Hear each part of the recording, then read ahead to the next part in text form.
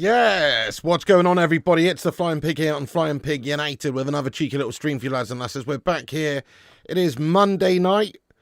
Hope you had a good Monday. We're here to discuss the latest Manchester United news on the 16th of June. 10:36 p.m. Sorry to keep you waiting there, guys. My PC just seems to forget my webcam for some reason every now and again. I have to restart, and then it remembers it. But how are we all doing? Thank you very much for joining us and getting in here, you legends. Shout out to all the live chat legends in here. Big ups, the Dons. History buff, yes, lad. Get in there, my son. How you doing? Ezio, Rich, Nas, Nath, Tom, Colin, the Mustard, PR Gaming, Robert Hewer, Griffin, Lewis Firth. How you doing? And everybody else who's in here as well. Legends. Thank you for joining, guys. Superstar, Josh, Lewis. Yes, you know it makes sense. Thank you very much for joining, everyone. Happy Monday. Do us a favour at the start of this stream. Smash the like on it. Give us a massive like spike. That goes a long way. That'll help us out. Also, share it around on social media if you want to do that. You can repost us. The link's pinned at the top of the live chat there. Get in there, you beauty. Give us a repost and give us a follow. Nice one. Right, let's get stuck into it then. Of course, as always, get your thoughts in and out throughout the show. We'll dip in and out. Hello there, Disco Dave, Vexico, and everybody else as well. Oh, get that bacon sizzling, lad. Tom and G. Lewis and everybody who's in here. Yes, we will dip in and out the live chat, see what you guys are saying, but also Q&A at the end of this video. So let's get stuck in there raw then. Right, so as it turns out, Manchester United are seemingly pursuing this Hugo Ekitike. At least we've had some sort of contact.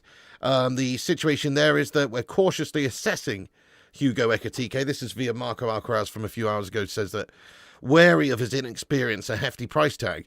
While discussions are ongoing with Frankfurt and players' camps, some at the club remain hesitant, prioritising an out-and-out goal scorer.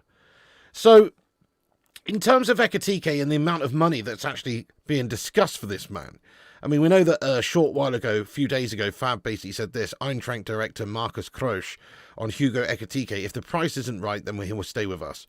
Chelsea never sent any bid, only asked for deal conditions 2 weeks ago, and Eintracht wanted 100 million euros. 100 million euros. Who the frick are they? Dr. Evil or something? Anyway, so 100 million euros apparently for Hugo Ekitike. It's a hard pass from me, Carol. It's a hard pass from me. It's a red X. I'm smashing my red X buzzer on that one. What a gash amount of money to pay for a player who's not the best striker in the world. Surely for that sort of money, you know, there's better options available. Hugo Ekitike, I think, does look very good. Only 22, obviously. Good stats over there in the Bundesliga. Reasonable stats, nothing crazy. And he looks good. Big, strong, physical. Could be Isaac-esque. However, the price tag is just going to alienate Manchester United from that deal. We're not going in for him for that amount of money. That's preposterous. Literally, there's discussions. I mean, we did hear actually earlier on today that potentially they would accept less than 100 million euros for him.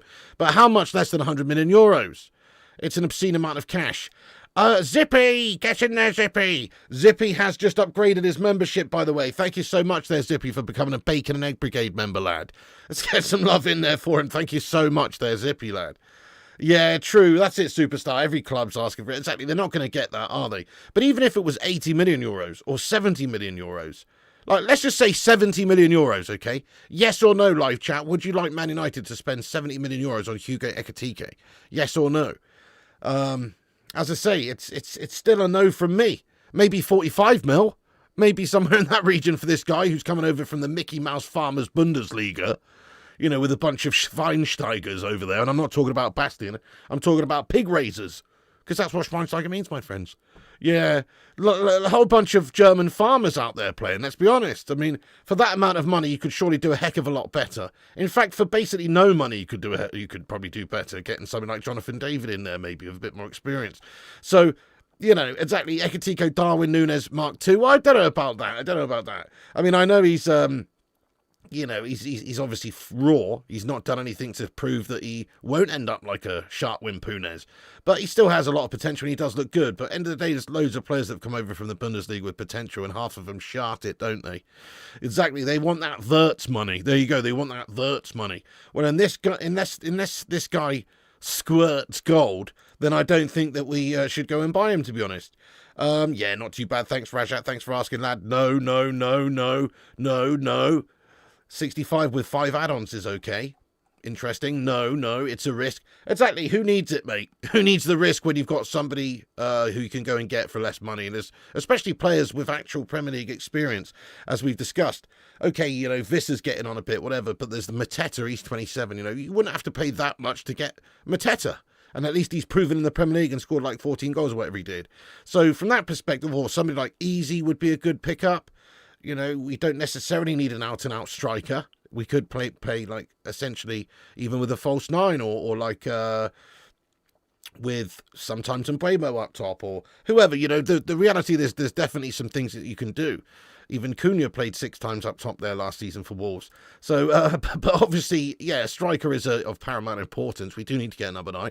But if you're talking about all the number 9s on the shortlist that we've thought about over the last couple of weeks, he is down there on the list. Yes, he is a good player, Roger. He looks a real good talent, looks a real good player. I don't profess to watch the Bundesliga week in, week out. As I say, it's a German farmers league. There's a few good teams. I'm not into it. And he would have to come over and do something in the Premier League first before I was prepared to pay that sort of money for it, if I was Manchester United. We ain't got a pig's chance with any of these players. Mateta's more likely. Yeah, well, there you go. I think Mateta would make a lot more sense than this guy anyway, because Mateta, as we said, is probably a lot cheaper and has a lot more Premier League experience, and that's very important. There you go, 72 million paid for Hojlund. Well, we need to get away from transfers like that. We need to get away from taking punts. That's a massive punt, isn't it? That's not a 30 million quid punt like Chelsea have done on Delap. This is more like a serious, hefty investment of a punt. And it's similar to Hojlund in the sense that you don't know how he's going to do in the Prem. He could absolutely shut the bed in the Prem, lad, a la Rasmus. So, yes, definitely not prepared to pay that much money for somebody of that calibre.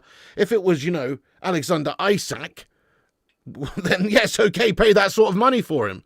But he would never come to us right now. I'm just using it as an example. One of the best sort of strikers in the league, or one of the best sort of strikers in Europe.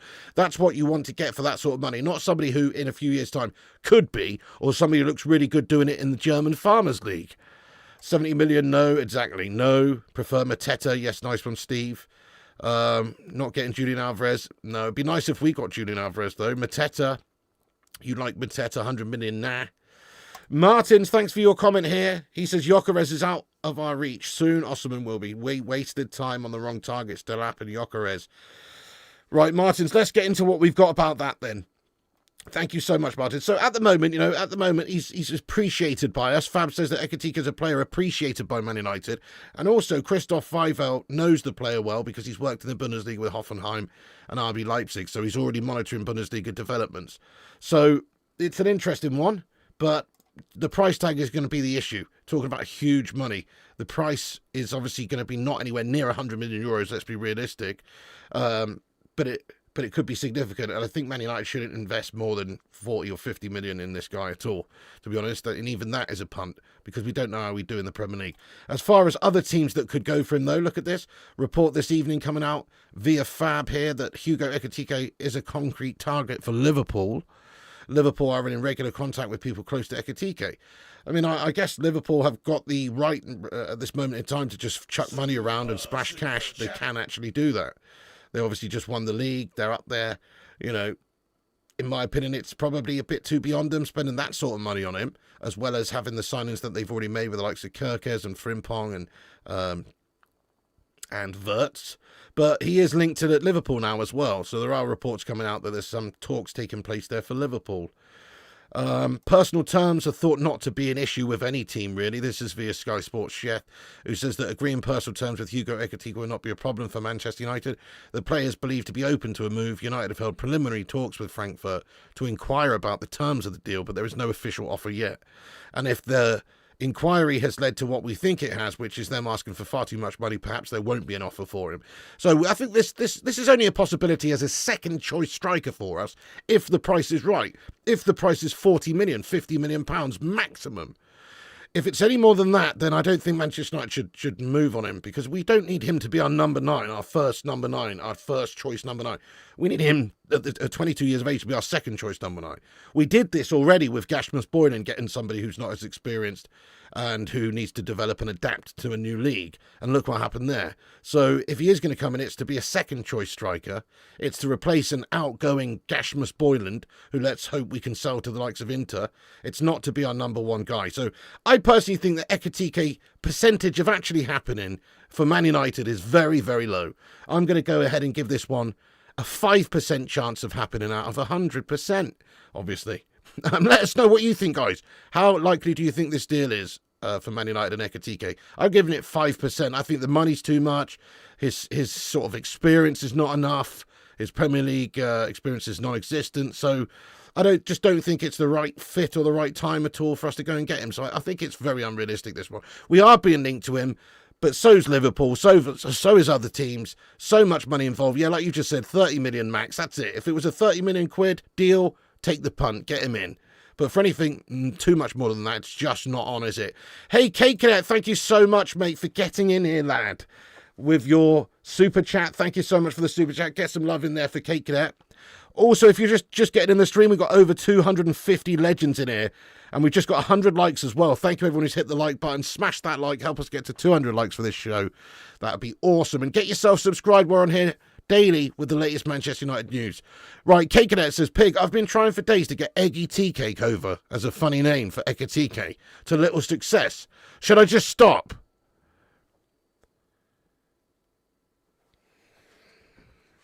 I'm fucking leaving, mate. I'm leaving.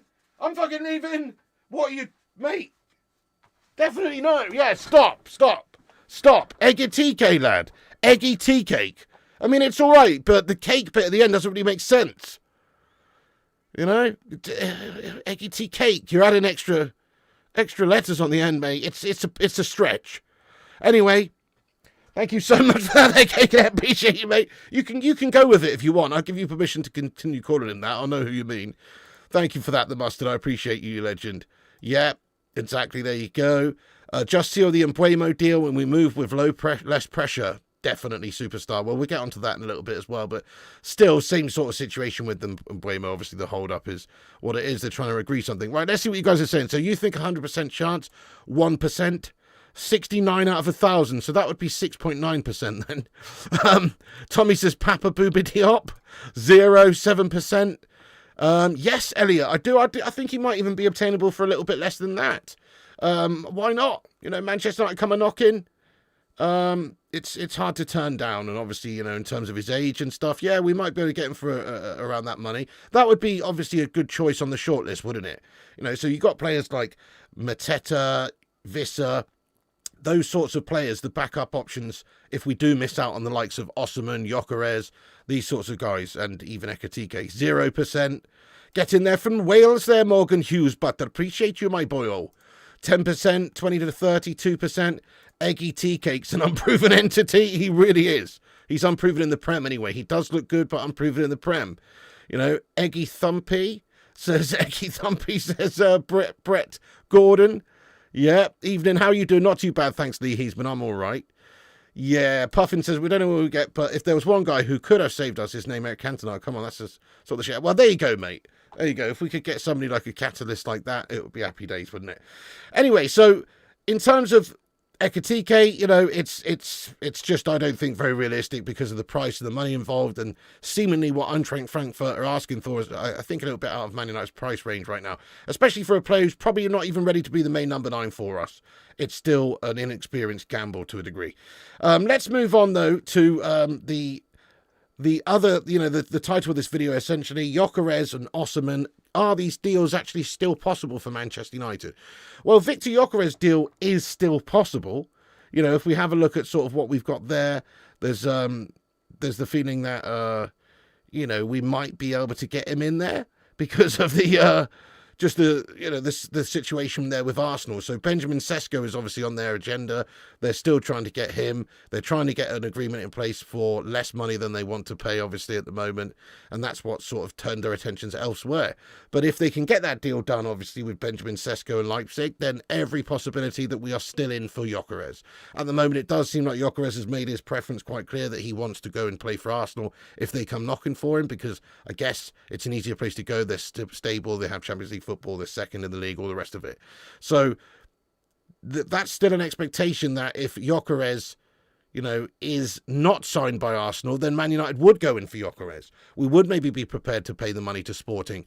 Perhaps there's a feeling as well at Arsenal that the money involved for Gyokeres at Sporting is just too much money, because there's reports they want now 80 million euros, that sort of figure. And Arsenal maybe could see better value in the Cesco deal for them right now, as he's younger as well, and it would be a similar sort of amount of money in order to bring him in.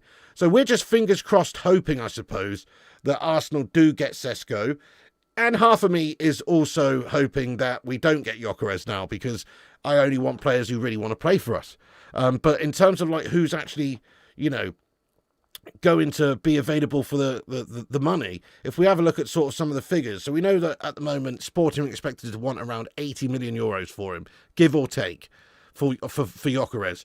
Osimhen, is 26 years of age, so similar sort of age to Gyokeres. Gyokeres, I think, is 27 now. 63 million reported fee, 350k a week wage demand. Gyokeres' wage demands would probably be somewhere a lot closer to 200 to 250,000 a week, by the way. So that represents a lot less expenditure over a 5-year contract. So the fees are similar with the likes of Viktor Osimhen and Gyokeres, but Gyokeres perhaps could be had for a little bit less in terms of salary, which obviously builds up and it represented lots of money over several years. So there's that, and then Ekitike deal here. It's just crazy money involved that we're supposedly talking about here, which is £80 million, or, somewhere around 90, 100 million euros. Crazy money, which is why we should definitely not go for this guy, especially if they're talking about this money. I mean, even half of that, it would be a concern. Even £40 million would be a concern for actually whether or not it's worth it. But obviously his wages are very small at the moment. His current base wage is 57,000 a week.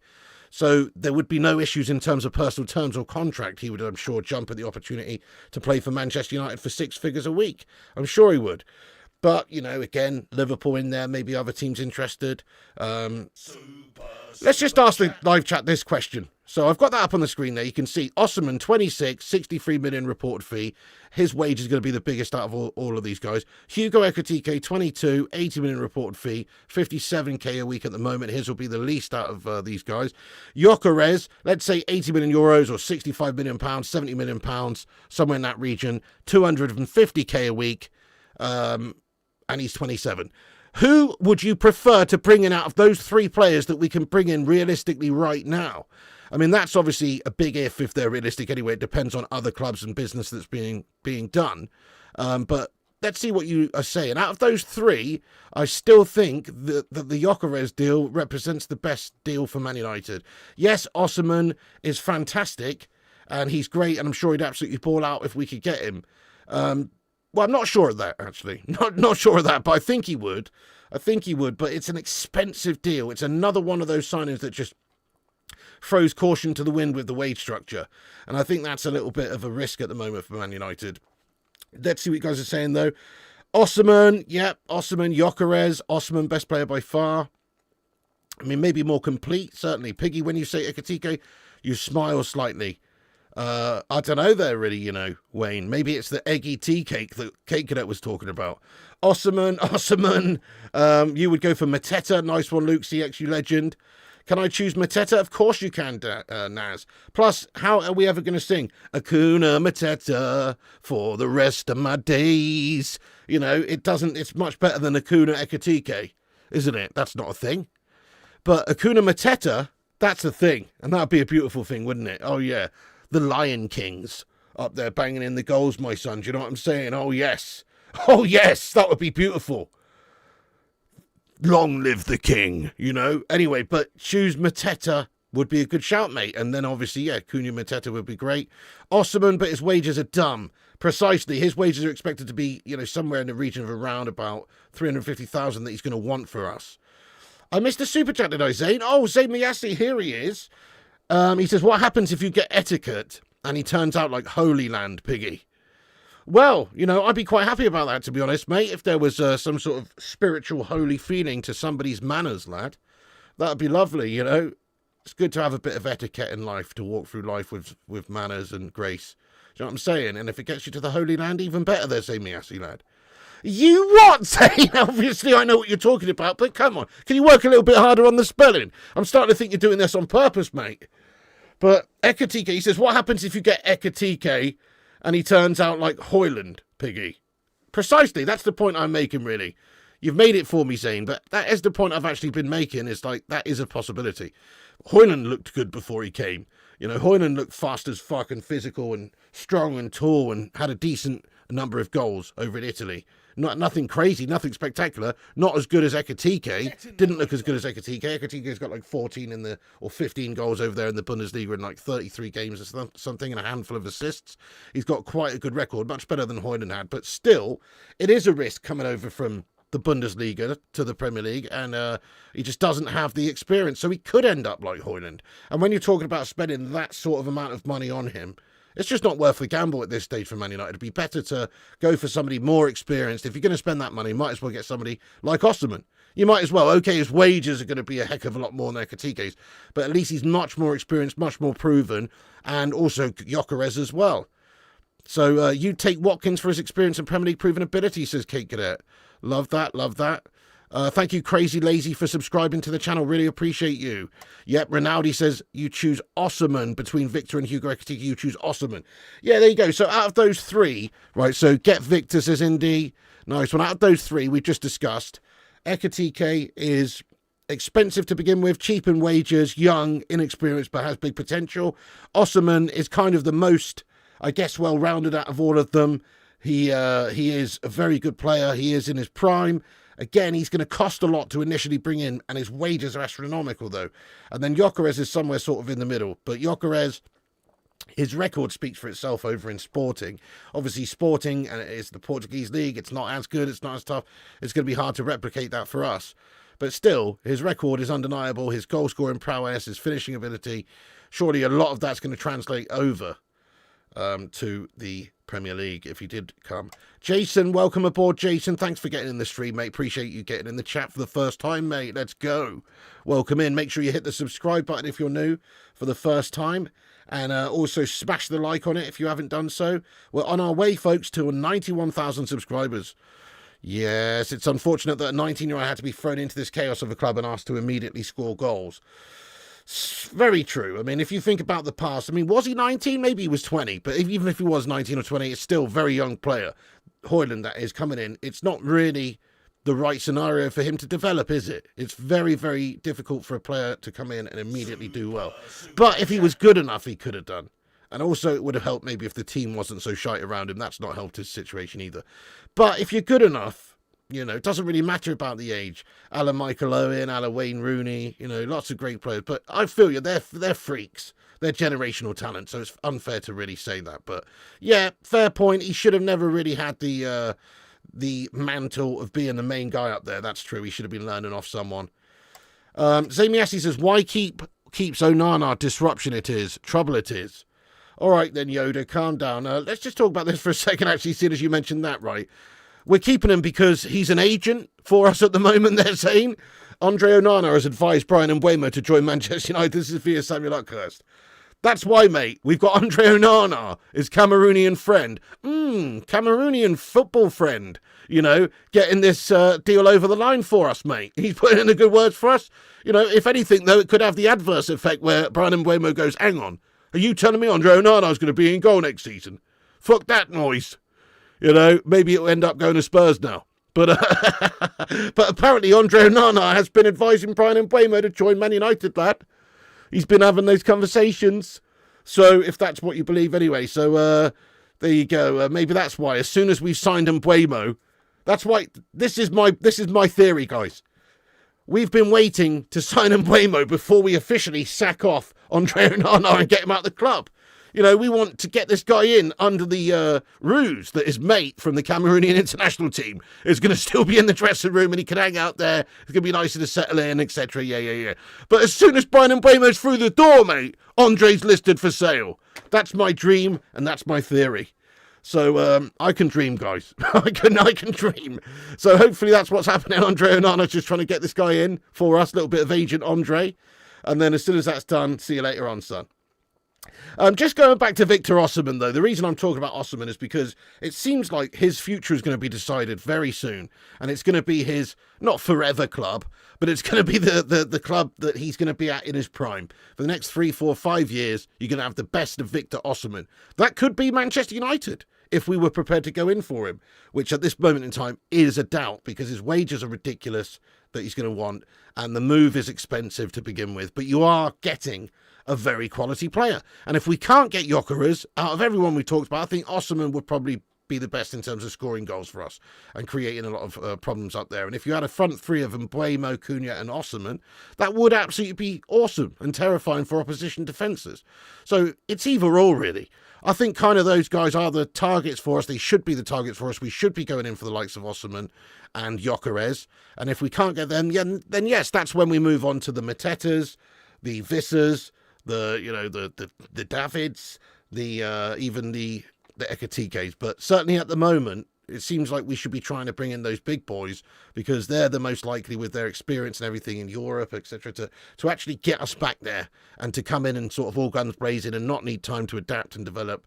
So from that perspective, I think we should definitely be trying to get one of these two guys, really. And if we can't get one of these two guys, that's when we move on. And it won't be the worst thing in the world if we can't get these two either, because as long as we get Mbeumo over the line and we've got Cunha, they're going to get a lot of goals between them, I would imagine, and we just need a good number 9, somebody who's good, who we can go and get for a reasonable amount. That's where somebody like Mateta comes in.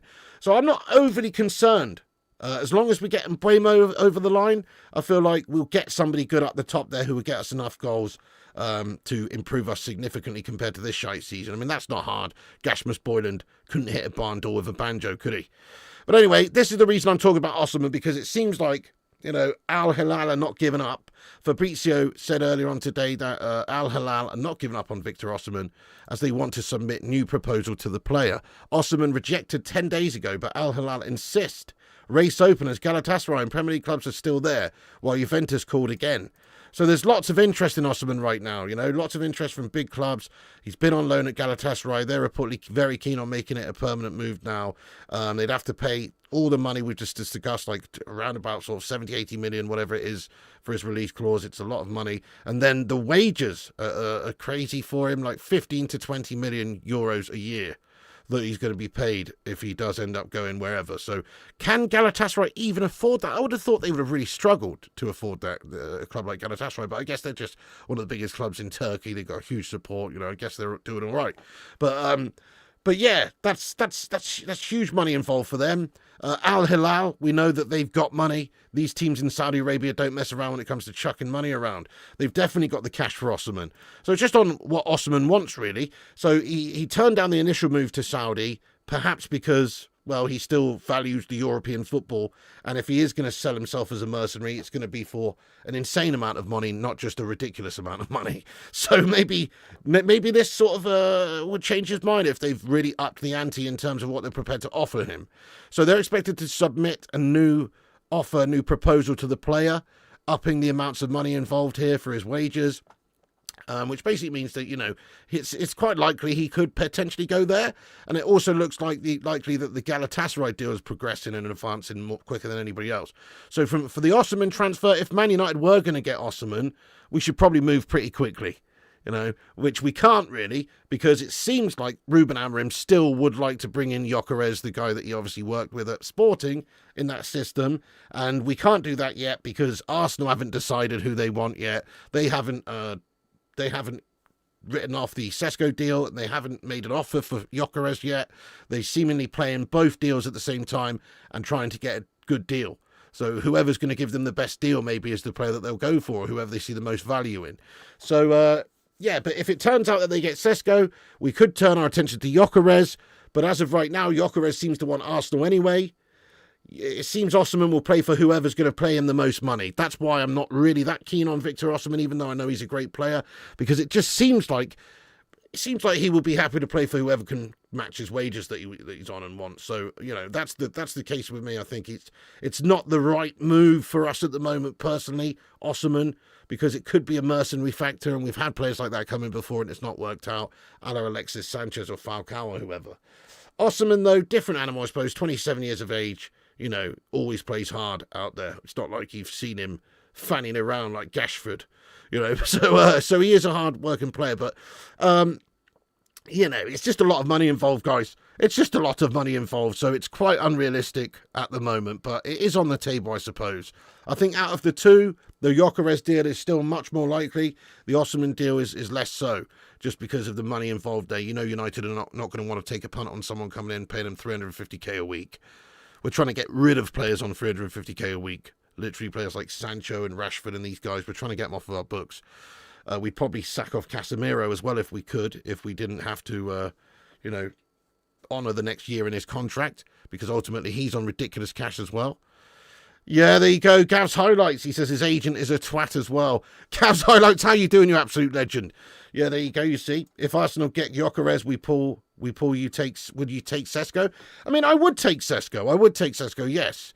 But Cesco again, right? So if I just get Cesco's stats up, his stats are good. His stats are very good, but they're not, they're not Gyokeres stats, mate.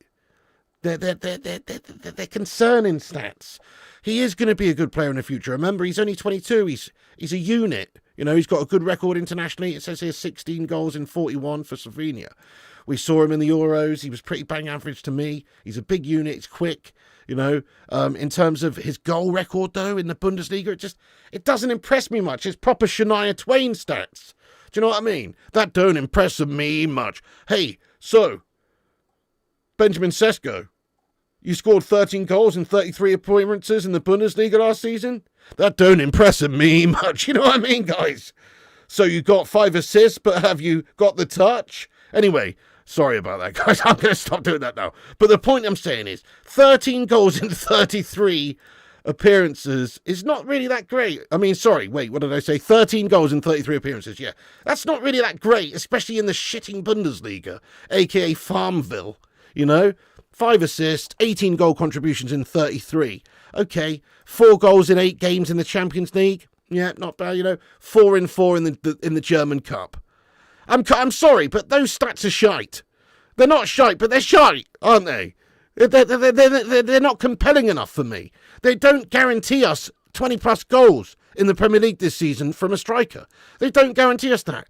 It's just like, well, who is he? He's the Slovenian Gashmus Boyland, So he is good, and he is better than that, and I think he will have a great future. There's a reason Arsenal are looking at him prepared to pay 80 million. But, come on, those stats are not impressive. I'm not impressed by those stats, guys.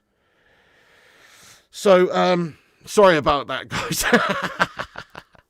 But there you go. That's the problem for me. I just feel like he is the right sort of player for us, goal scorer, centre forward.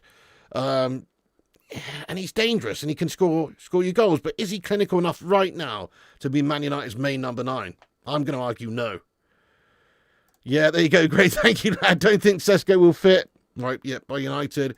Piggy, please do a full parody song. Don't impress me much and call out every flop of the last decade. It's not a bad idea. By the way, everybody in the live chat, don't be a flop. And smash that like button if you're getting in here for the first time tonight. Hit the thumbs up on it. We're nearly at 200 likes. Help us get to 200 likes. We're going to stay on here for a good while today, seeing if there's any news and updates. There probably won't be. But if there is, in the next half an hour, we'll cover it. And I'll keep an eye on what's going on. Just going to have a quick check, see if there's anything come up for the main journos here. Nope, nothing really, apart from Al Nasser have sacked CEO Majed Jaman Al Sarawa. Interesting, and he's responded by saying he's taken legal action against the club. Nice one. Oh, Fab said 25 minutes ago, discussions between Napoli and Darwin Núñez continues as he's high on the shortlist. Interesting. Okay, so yeah, nothing to do with Manchester United from Fab. Let's cover the rest of the stuff that we've got then. So let's get on to Mbeumo then. So at the moment, it's reported there's no concerns. He only wants Manchester United. Also, as we've said, Onana has reportedly advised Bryan Mbeumo to join Manchester United. agent Andre at it again. Let's see if he can get him in there, and then hopefully we can sack Andre off as soon as Bryan Mbeumo's through the door. This is via caught offside from Fabrizio just a few minutes before this stream that said that discussions are also still ongoing for Bryan Mbeumo. They have an agreement with the player in place, but are still discussing club to club, so still no deal done. I mean, if I had more energy tonight, I'd Shawn Michaels super kick this chair, because this is pissing me off. This deal is taking forever now, isn't it? We're leaving the door open for other teams. Spurs, Thomas Franks lurking away there, lurking and jerking in the shadows, waiting to pounce, it seems, maybe. And Man United, we could get this deal done and agreed with Brentford. Surely we're just a few million quid away, or just a change of a structure of the deal away from actually getting this deal done. We know the monies that were involved with the initial bid, so, Brentford can't be too unrealistic with what they want. I think Man United we're just taking a bit of time here. We're not really prepared to bend, and we're taking a risk just to save a few million quid, it seems. This is from Sky Sports Chef, who says that Man United are relaxed about the pursuit of Bryan Mbeumo, despite being aware of Tottenham's interest in him. Mbeumo's intrigued by Spurs, but is still leaning towards Manchester United. Okay, well, it's pretty piss poor from us, this, really. We've got to get him over the line. Then we can start to chill. Then it's not really an issue for me if we don't get the number 9 that we wanted. We know that actually Mbeumo's played a handful of games up there. It's not ideal, but it could happen. You could even play a false 9. I mean, in theory, right, something like a false 9 could work very well at Manchester United. In theory, with the players that we've got, if we don't have a proper out-and-out number 9, I mean. So that could work in theory. Something like Bruno Fernandes could get in there as well, maybe. But obviously we want a number 9. Bryan Mbeumo is a big part of the sort of summer rebuild, though, for Ruben Amorim. It's an early target. He's gone in for him early doors. Could have gone for lots of other players. Could have gone for Ryan Cherky or whoever. Could have gone for lots of other players, though. But we decided to go for that Premier League proven experience, goal tally, etc., assists that he brought to the table. I mean, I was just looking earlier on, I saw something pop up, and you forget what a great season Mbeumo had because he plays for Brentford. I suppose you don't forget, but 20 goals, 8 assists in 38 appearances. He had this, I know it's only Fantasy Premier League, but it gives you a good idea of who's having a rocking season. In Fantasy Premier League last season, the only player to actually get more points than Bryan Mbeumo was Mo Salah at Liverpool. We know what a ridiculous season he had. Mbeumo got the second most points out of any player in the Fantasy League. So that tells you the sort of impact he's having, the goals, the assists, the points. He's obviously a very positive, proactive player for a team. So it's like, yes, get him through the door. Then we've got Cunha, then we've got Mbeumo, and everything's looking good. Everything's looking good then. If we can't get Gyokeres, if we can't get Osimhen, big whoop. Who gives a shit? That's how it goes. You can't get everybody. But Bryan Mbeumo very nearly agreed. So let's just get it agreed and get him in here. Then we can start to relax and party a little bit, can't we? And be very content at these couple of ballers that we've brought in that are really going to help with the goals, and then not rest on our laurels, and then look elsewhere at the possibility of bringing a proper goalkeeper in, or, getting obviously a number 9 striker in as big priority. So, yeah, but if we can't get Gyokeres, can't get Osimhen, that's fine. We'll take a Mateta, we'll take a Visser for a season, whatever. We'll take even Jonathan David, or getting a Vardy in as a backup as well. Who knows? Like, there's definitely options out there. Get Alvaro Morata, says Raja. A few years ago, I'd have laughed at that, but I believe he has come on. He's a very good player these days. But again, don't really see that being a reputable link right now, personally. Yep, great season, and he covers so much ground. Yes, and Mbeumo's the signing of the year. Could be fun. Yes, there you go. So he could turn out brilliant for us, couldn't he? And obviously, there's that expectation he would be able to slot straight in and do well. So Mbeumo is still on the cards. It is still being worked on. It's just very infuriating and very slow. We talked about this for at least a couple of weeks now in the hope that it was going to get done nice and early. It hasn't got done nice and early. It's not getting done nice and early. But it should be getting done soon. But there is still that chance that obviously Bryan Mbeumo does maybe have his head turned by those sharp bags, Spurs. And then obviously that's the end of that deal. But ultimately I think still we are the team that's going to bring him in, just hopefully in the next week, because I'm starting to get pissed off with it, guys, to be fair. I am starting to get annoyed with it, because it's one of those that seems like it's almost there, and I just don't want it to turn into another Frankie de Jong guff situation, or worse. You know, like losing out on a player like we did with Delap, because obviously we'd had personal terms agreed with Delap, and Chelsea swooped in, and he's obviously decided to go to Chelsea because of the draw of the Champions League, and obviously they finished higher up in the table, more stable again at Chelsea than it is at United. So from that perspective, we lost out, and we could lose out again if there's another team in for him. At the moment, they're not in for him, but it doesn't take very long to submit a bid if they did want to try and move on the Bryan Mbeumo deal before it's agreed with Manchester United. One thing does kind of fill me with a little bit of confidence, though, right, in regards to finishing this deal, and that is that surely if Spurs were going to get him in, or it was realistic that he would join Thomas Frank at Spurs and they were prepared to pay the money and match our wages or beat our wages that we were paying him, if that wasn't the agenda, why wouldn't it have already happened to some level? Like, why wouldn't there have already been a bid table? They know we're like so close to getting this deal done officially with Brentford. So from my perspective, I feel like we need to chill on it, because I think it's going to happen. We're going to get him. Because that there you go. If they really were going to try and pinch him, surely they would have already tried and had a bid for him, seeing as the deal with Man United is quite advanced, personal terms agreed, initial bid rejected, negotiations ongoing between Brentford and United. Why wouldn't they just go in and have a cheeky bid? So because of that, I think that we're going to get him, guys. But we just need to get over the line now. It's very frustrating. We still also haven't got rid of anybody yet.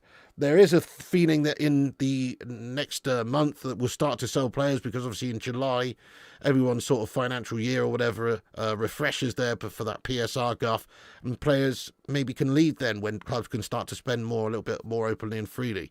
So certainly teams would be interested in players like Garnacho. We know Hojlund is perhaps wanted over in Italy, maybe in a loan move capacity. Anthony Dos Santos. There's certainly some money we can recoup in order to bring in other players as well. So there you go. Beyond that, beyond Mbeumo, beyond Cunha, you've got to look at getting that goalkeeper in there, which we still haven't done anything about. I'm just hoping, as I say, that Mbeumo is being convinced currently by Andre Onana to join us. And then once he's signed official, we sack Andre Onana off and list him on the transfer list and see if we can get 20 mil back for him. That could happen. And obviously looking at somebody like Martinez over at Villa, I feel like us and Villa have got some business to do this summer with each other, you know? You scratch our back, we'll scratch yours. You know what I'm saying? Like Garnacho in the opposite direction to Villa. Rashford maybe could still end up there, I suppose, if he really isn't ever going to play again for Man United. And if Barcelona aren't going to go in and get the money paid for him and don't get the deal done, or whoever. So if that happens, maybe Villa would be interested. It's very unlikely. Villa at the moment are not in the best financial position because they kind of have to sell a lot of players in order to balance books, PSR-wise and all that sort of stuff.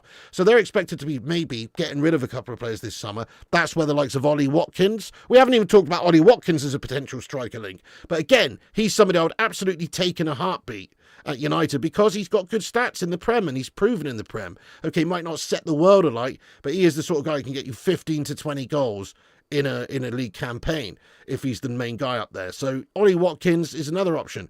Maybe you see him. He seems out of sorts at the moment at Villa.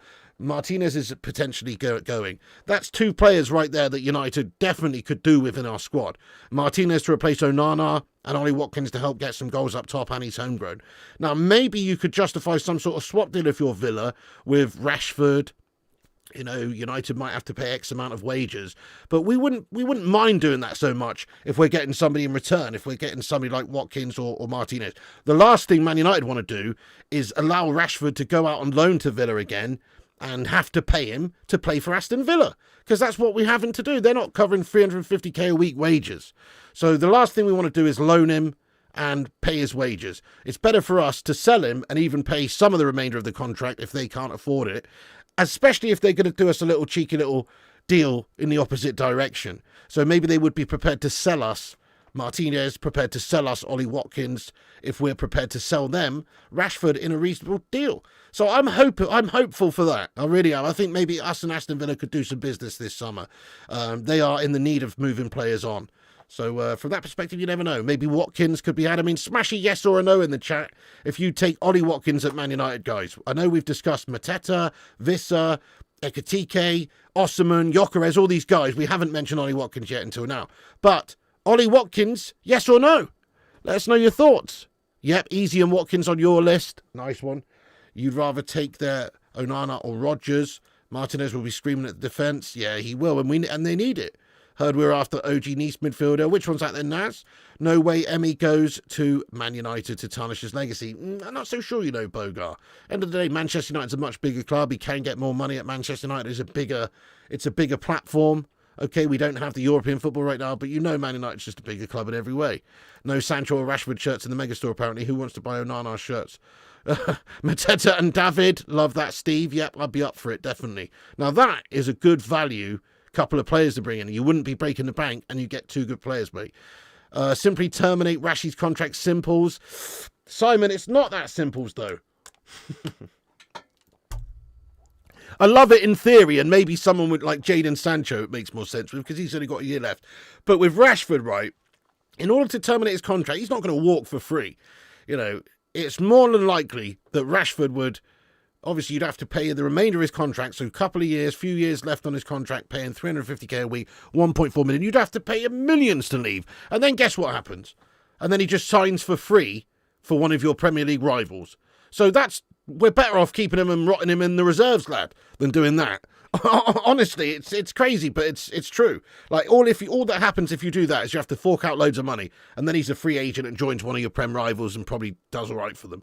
It's not. I don't really think that's the answer. The answer is to sell him, get him gone, even if you can't get that much money for him, 30 million, 40 million. Just sell him to whoever can take him. Please, Barcelona. A team like that can afford him. Not many can.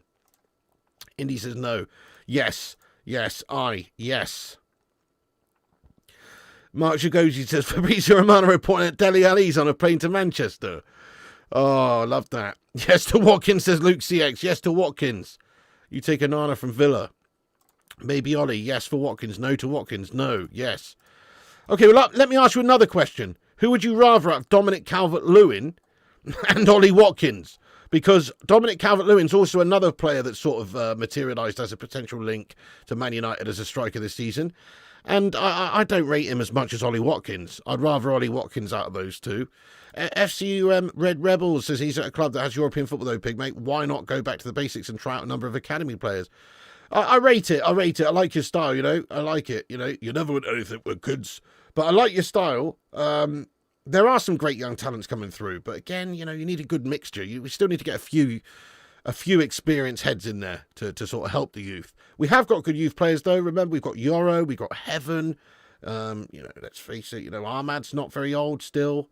Collier, Mainu. There's definitely some talents at the football club there, so we need a good mix. You take Watkins, yeah. Watkins any day. Yeah, Dirty Dom is done. Ollie Watkins. Love it. Just keep Rashi for FA Cup games, or for cup games, which shouldn't be very many. He's just going to be stropping around the place, though. He's bad for karma. Or not karma, he's bad for vibes in the dressing room, mate. If you've got a player who's unhappy, swinging their dick around the dressing room, making waves, it's not what you need. You just need him out the club, really. Unless Amorim is really truly going to reconcile with Rashford and bring him back into the squad, and Rashford's going to be prepared to work hard and actually get his head down, then there's no way that he can stay, I don't think. It's going to undermine the manager, because the manager's already let him go out. Nice, Bokera winning versus Benfica. Nice, mate, nice. We should recall the loans and give them one last chance to play well under Amorim. He's the fastest, he's the best. Hojlund's a young talent, but he ain't good enough. Yeah, spot on. Yeah, he actually, do you know what? In a few years' time, I reckon he could be. He's still got potential. He has great attributes. If he goes over to Italy and finds himself again, he is quick. He does have pace. He actually, if you go and look at Rasmus Hojlund's goals that he scored for Man United, right? Some of those goals are beautiful goals. Like, they're really nice goals. It's just that I think what it is mainly with him, and we've seen it with lots of players before, it's a confidence thing. It's a pressure thing. He can't quite handle the responsibility of doing this for Manchester United. The pressure weighs too heavy on him. You either sink or swim at United in that scenario, and I think he's a sinker, unfortunately. Chances, doesn't he, man? Obi definitely needs chances. Watkins all day. DC had one good season. Yeah, but who would you rather have in the starting lineup out of Rashford, Sancho, or Anthony? Probably... It depends, really. Who do I think is the most effective best player? That would be Rashford. But who do I think actually is the hardest worker? That would be Anthony. Like Rashford and Sancho saunter around sometimes. They don't give a shit. Anthony's kind of gash, but he always tries hard. So in a way, probably Anthony's positive influence in the dressing room would probably be actually better. Rashford, we've seen him score loads of goals for us in the past. He was a brilliant player for us in the past. But last season, I'm sorry, his head went, mate. His head went. He couldn't be asked. He's too much of an ego. Fell out with the manager, wasn't prepared to knuckle down and work hard and adapt to the new system and, impress the new manager, fight into the squad, all the rest of it. Rather go and play for Villa. So from that point of view, I think Anthony would be the one I would keep out of those because at least he is a trier. And God love a trier. Rashford should be given a mop and bucket and told to clean the bogs at the cliff. Guys, we'll loan you Gabriel Jesus till Jan. Been a while since they traded at the cliff, though, eh? How about Leach at injury report? Is he fully recovered? He's not the same player as he used to be since his latest injury. It's concerning. I haven't heard too many updates on it, actually, Ronaldo. I know that he was expected to be back for some time close to the start of the season, so I'm expecting that he could be involved in pre-season. Recall the loans and give Amorim a shot to make our current purchases work. Interesting. Well, that's it. It depends what Amorim wants. Again, we have to do what Amorim wants. If Amorim wants to reconcile with Rashford or Sancho or Anthony or any of these guys, but let's face it, Anthony did well when he was away. But he doesn't really fit the system. He just doesn't really fit. He's not going to play right wing back. He's not really number 10. He's not really going to fit the system. So from that perspective, I think that decision's already made from Amorim. I think he's already decided by loaning out those guys that they're not really for his team, they're not for his system, or he doesn't like their mentalities. I think he's already made his mind up, otherwise he would have been desperate to keep them around the squad for the last 6 months, wouldn't he? Which he wasn't. There you go. Paula says Rashford's just toxic and needs to go. Rashford sold to Saudi. If only he'd go, yeah. You'd rather tell Rashford and Sancho to plat sawdust and fuck off than keep them tied up for 3 years like they took the piss. Oh, definitely. Well, at least Sancho will be off the books in a year's time. We know that. The Sancho deal is going to be infuriating this summer because of his wages. Nobody will pay that. We will loan him out because we're better off loaning him out than paying 300k a week to somebody who's not even going to play. Amorim probably won't want him. I know he didn't fall out with Amorim, but Amorim probably won't want him. Again, he's one of those players that doesn't really truly fit the system anyway that Amorim is seemingly trying to play. So Sancho to let's say, I don't know, yeah, he went out to Chelsea last season. I'm not saying that's going to happen, but another Prem side or a team wherever, Italy, Saudi, who knows. But they're not going to pay 300k a week for him. So we're going to pay half of that probably for him to play somewhere else. And that's the best we can hope for. And then in a year's time, he fucks off for free and then probably gets less money even than that for his next deal. Because let's face it, he's not really a proper baller. We've gone over why he is a melt. There's lots of reasons why he's a melt. Certainly he's unprofessional. The waves he's caused in the media and stuff, just dissecting his manager and all the sorts of that previously. But also, a reason why he's a melt is if you were Jadon Sancho, I would have taken a pay cut to go and play for Chelsea. That's right. At this stage, not a huge pay cut, but a small gesture to get him in there, because that was the only thing that held the deal up, was the wages, okay? Now, the reason I would do that if I was him is because you're going to be playing for a good team. Chelsea are a good team. They do have Champions League football next season, and also it's a World Cup year, guys. I keep going on about that, but it's so true. Like, that makes a difference for players. Players should want to go and play and have a chance of being in that England team next summer. Where's Sancho's ambition to play in the England team and get in the World Cup? It's one of the most awesome things that a footballer can do, is represent their nation at the World Cup. And if any bottle was had by any of these players that were not currently playing or not on the agenda or not expected to feature much this season, if what they should do is just go and knock on the manager's door and ask to leave. But they seemingly would rather take the cash. Sancho and Rashford need to just be sold anywhere. Even players from smaller clubs are knocking us back. We're fucking shit. Let's go, Jamie. Ray, wherever there's danger, he'll be there. I would as well, Ray UK. Smash a 1 in the chat if you agree with Ray. Definitely would be an excellent side, mate. Jonathan David on a free. Yes, you're going to have to pay some money, wages, yada, yada. But he's 25, good experience, and a good second striker for us. Not the first choice, maybe, but a good second striker. Could come in and add some goals. I think it'd be very good for us. Gyokeres also been on Just Stop Listening to Think Me that Arsenal never even wanted him. Well, Tom, I think you might be a little bit misguided there, lad, because it does seem like Arsenal are at least using him as leverage to maybe get that Cesco deal done. Perhaps they won't bid for him. They haven't bid for him yet, but they are linked to him. And, there's no smoke without fire usually, mate. There's no smoke without fire. Napoli will try sign Jadon Sancho. I hope so, mate. I mean, again, we've heard that they're looking at, lots of other players. So, you know, it might not happen, mate. Wait, what's this? We've got a super chat from Zamiasi. 2-0 to Boca. Mate, I don't know why you're lolling there, Cake. Why are you lolling? Boca's a great team. Classic. Boca Juniors, lad.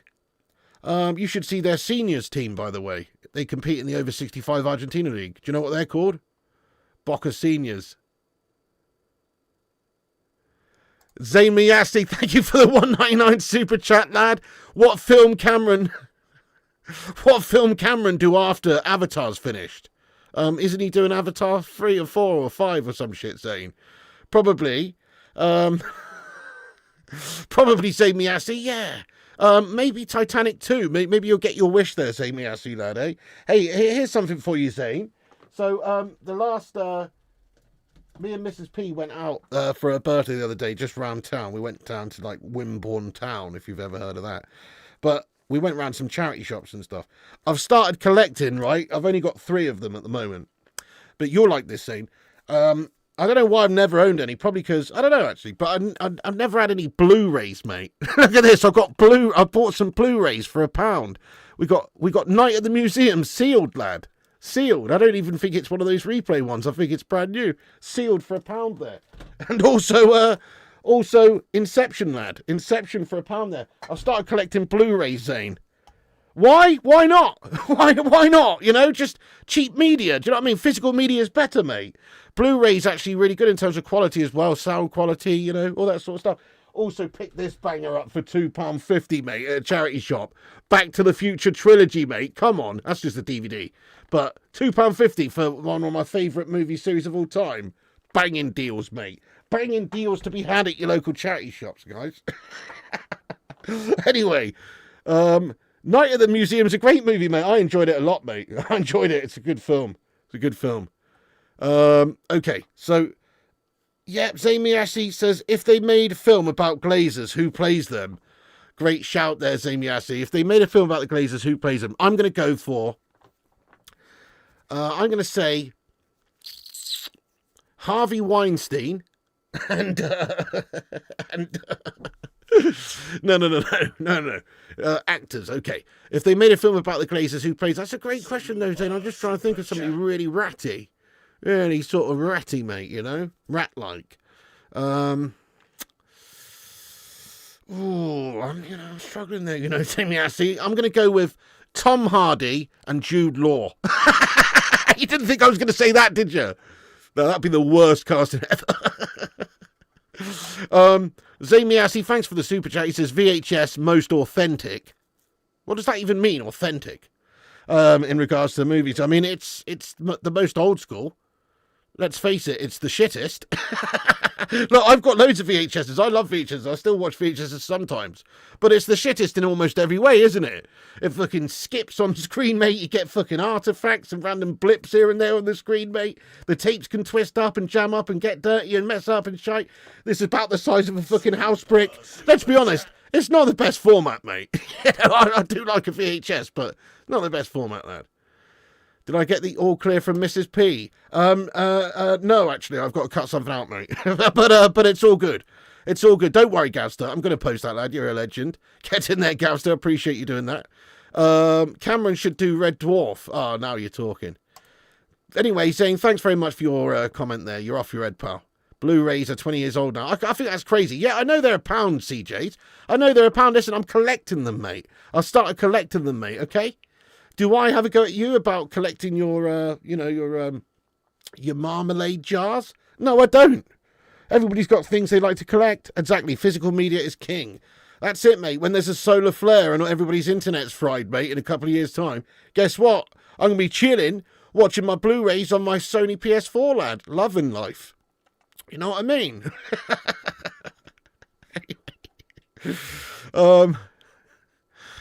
Who plays the Glazers? 2 cartoon ducks. Warwick Davis as Avram. Yo, Ruddy, what's going on, you legend? The rat from Harry Potter. Oh, yeah, Timothy Spall. He's a great actor, lad. Do you know what? That's actually a fantastic shout, Katu. That's a great shout. No, we've got to go with this. Yeah, that's a good shout, though. 2 Muppets in the box on the Muppet Show. Love that. Yeah. Mate, thank you so much, Disco Dave. He says, let's get a piggy beatdown of Ryan Cherky. Well, Ryan Cherky seems like a bit of a Berkey, doesn't he, mate? After coming out and saying that obviously he wants to kill Manchester United. Yeah, because we fucking dumped out your shit team in the Europa League semis, you mug. Yeah, that's right. And we beat you once, and we'll beat you again, Ryan Cherky, you shithouse. New enemy unlocked. New Carlos Tevez character unlocked. By the way, did you see Carlos Tevez in the Soccer Aid game the other night? I watched the highlights. Oh, he's still fucking mint, isn't he? He's still way better than Rasmus Hojlund. He still scored more goals than Rasmus Hojlund did at Old Trafford all season, mate, in one game. You know? Literally, in the league. Carlos Tevez, mate. Absolutely unreal performance from him. Great stuff. What the hell is Gaza doing in Dorchester? It was actually in Poole. Mrs. P went to Poole for the day. And she actually met him in Shakeaways, which is a milkshake chain. So if you didn't see, guys, Mrs. P met Gaza today. There's the picture on.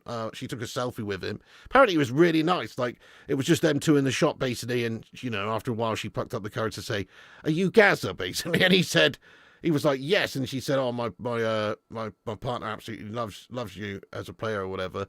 Because I did love Gaza as a player. What a talent. If we could have got him at United, who knows what he could have done for us. He was a great player, and Fergie might have kept it on the straight and narrow. But anyway, and apparently he's like, "Oh, do you want a picture then to show him?" And, so he offered this selfie, and then, yeah, nice fella, she said, nice fella. And obviously good signs that he's going to get a milkshake at lunchtime instead of, necking a bottle of fucking gin. You know what I'm saying? So he's obviously doing well at the moment. That's good to know. Good to know. Did Mrs. P buy him a beer? No, let's not go there. I'm just saying, obviously, I think he's not on it at the moment anyway. Like, I don't know. But I'm just saying, I don't think so. Yeah, Solskjaer says, "Wow, legend." Yeah, if you want to see the picture of Gaza and Mrs. P, I actually put it on my community post. I had to convince Mrs. P for like 40 minutes, maybe an hour, to just let me put this picture on. She's so funny about having a...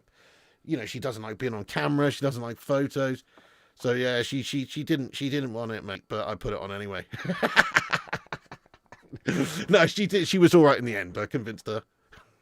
Nice, you collect loads of stuff: Pokemon cards, Warhammer minis, etc. Physical media is unbeatable. I'm the same, Griffin. There's just something satisfying about it, mate. I've still got a whole wall of DVDs and shit here, lad.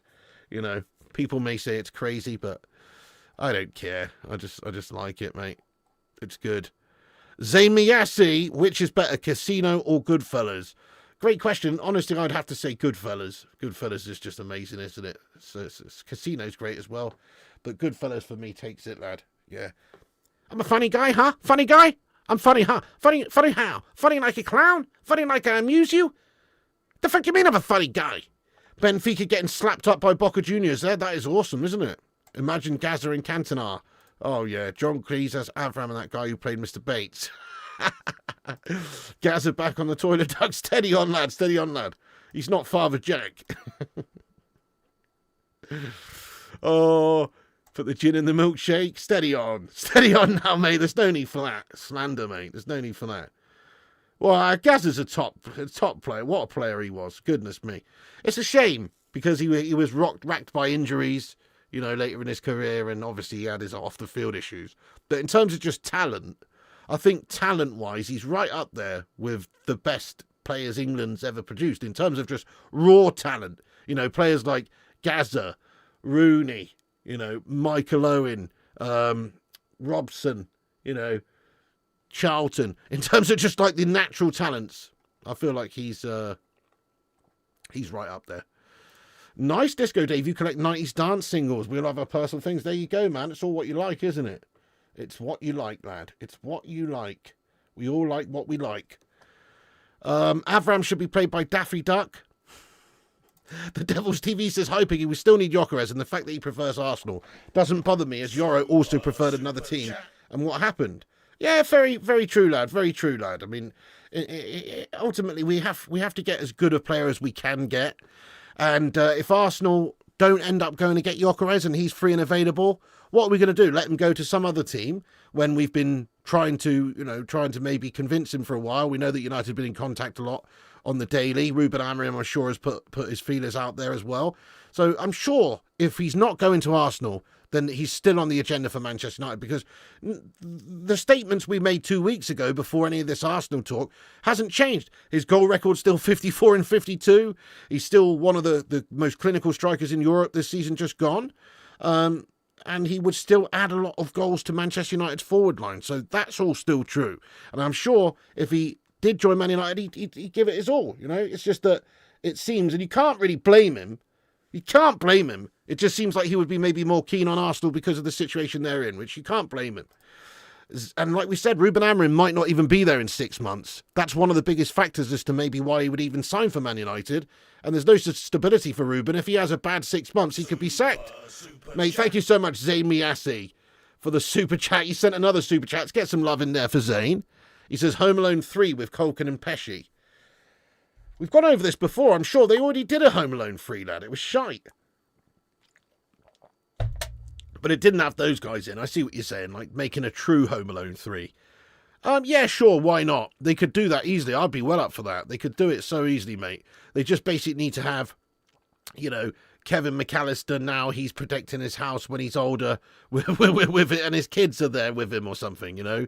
Something like that. You know, easy peasy, just basically the same thing, but it's about, you know, yeah. Nice one. Simon Warner says, Piggy, who could play Slabby in a film? Whoever played Oddbod Jr. in Carry On Screaming. Have anybody seen that? Whoever played Oddbod Jr. Let me get a picture up real quick, guys. Okay, Oddbod Jr. Let's have a little look.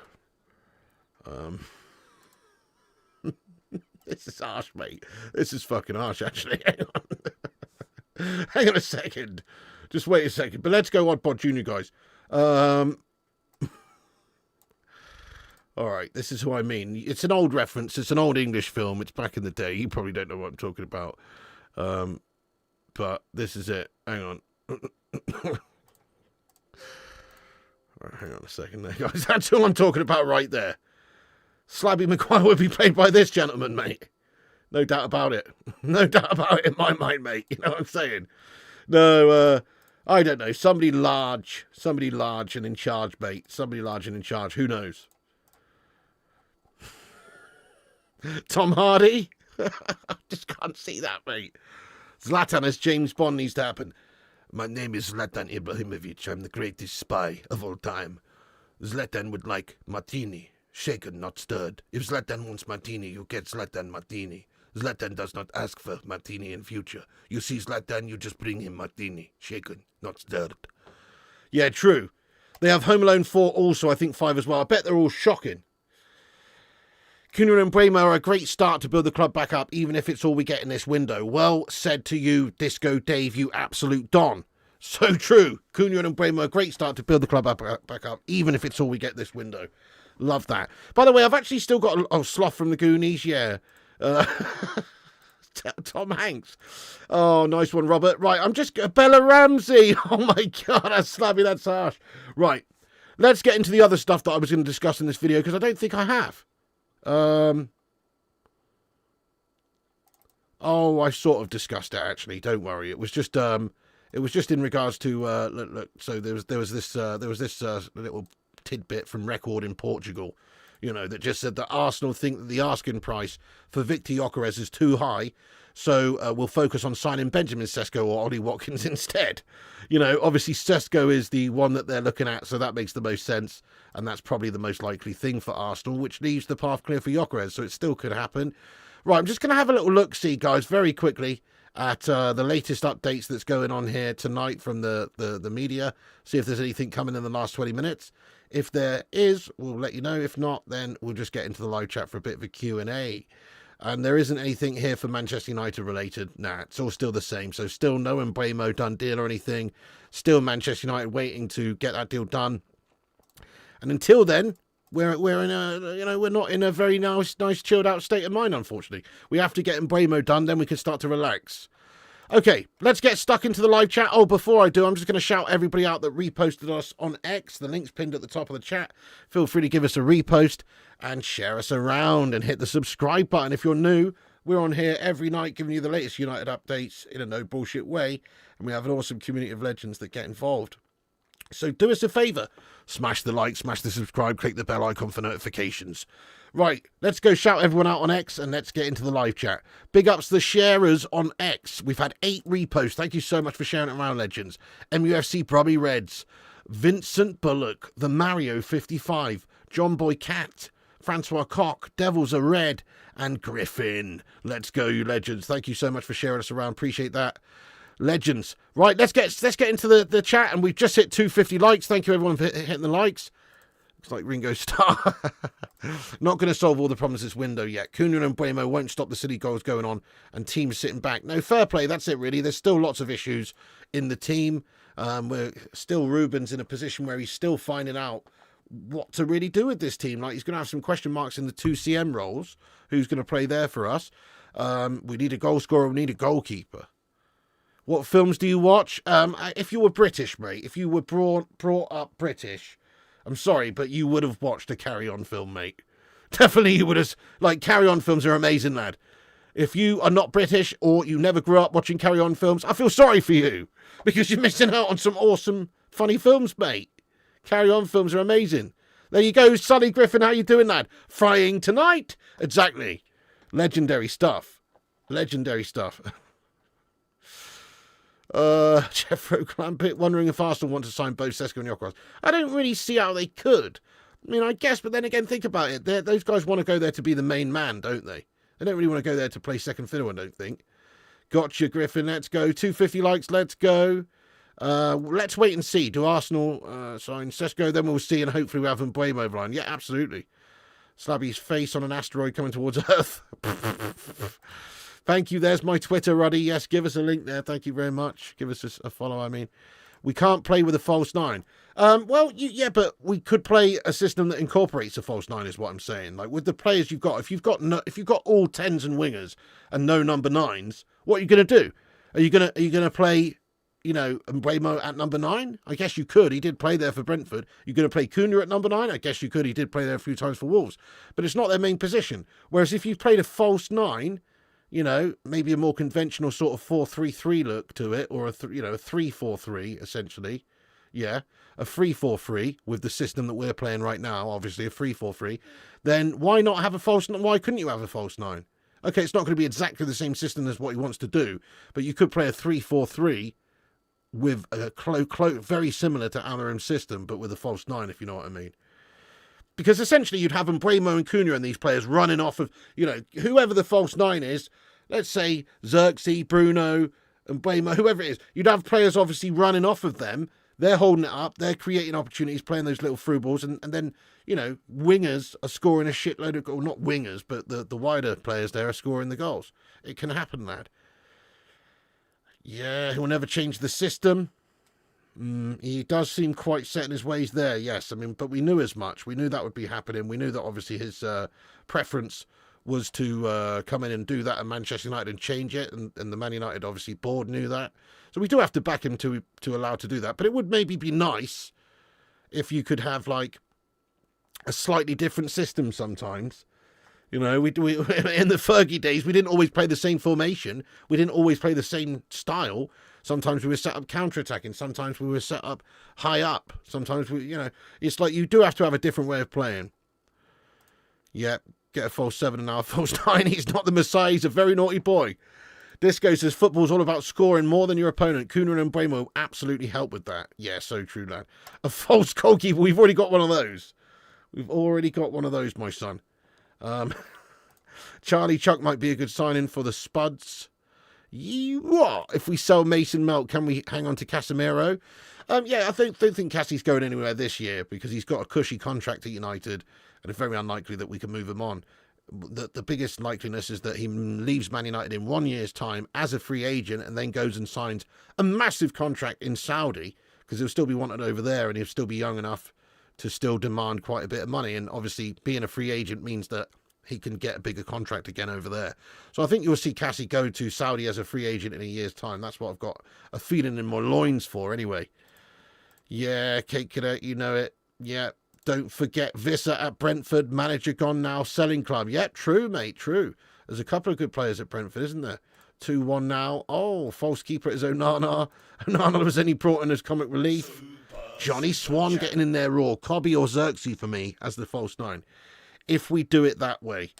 Love it there. Thank you so much, Johnny Swan. Xerxes, I feel like Xerxes would be a better false 9 than he would be a proper number 9. You know, like playing on the last man. I don't really like that for Xerxes. I don't feel like that's his best thing. But holding it up, you know, getting people on it, winning headers, knocking it on, all of that stuff, little flicks round the corner. I feel like Xerxes is going to be good at all that sort of stuff for us. Canute says we need a false 69. Oh.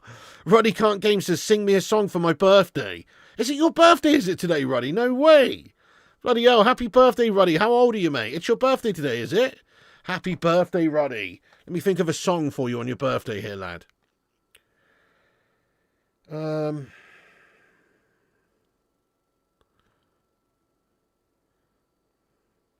Happy birthday to you.